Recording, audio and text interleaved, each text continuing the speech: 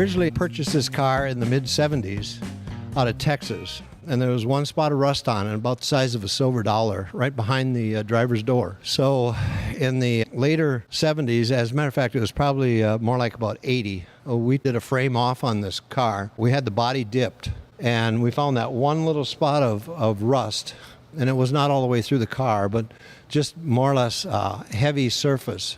And we decided to cut it and patch it. So we did. So this car basically is 99.9% steel. Totally redone. When I first got the car, it was a light orange and had a lot of pinstriping all over it. And as I said, it came out of Texas, and they call it the orange blossom. It just didn't fit my Minnesota thing. So at that time, a friend of mine was redoing his 32, and this color was called Kamikaze Red, done by the House of Color. Before they could put the red on it, to get the true red, they had to paint the entire car white. So the car was painted white and sat for 6 months, mostly outside on warm days in the summer. It was one of those things where I was just going to kind of freshen up the car, just paint it. But by the time we had gotten into the project, we decided the motor needed freshening up, and it's a Corvette engine out of a 1976 Corvette.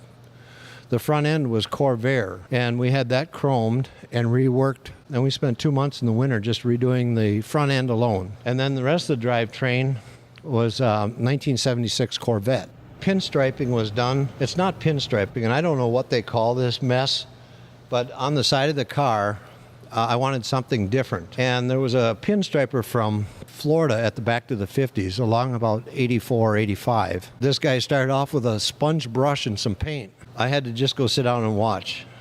I thought, I'm just taking it back to the paint shop and have it redone.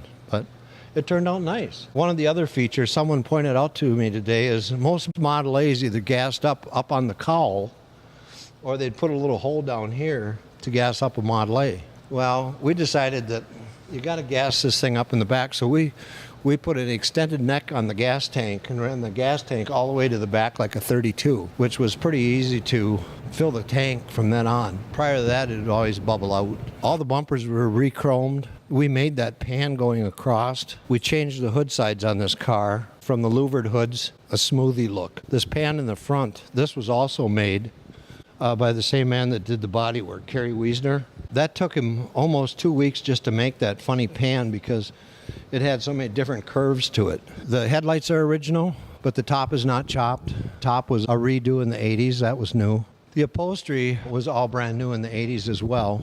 I didn't think I was building a show car. I was just building what I wanted. I wanted the nicest car I ever built. And it turned out pretty good because I won.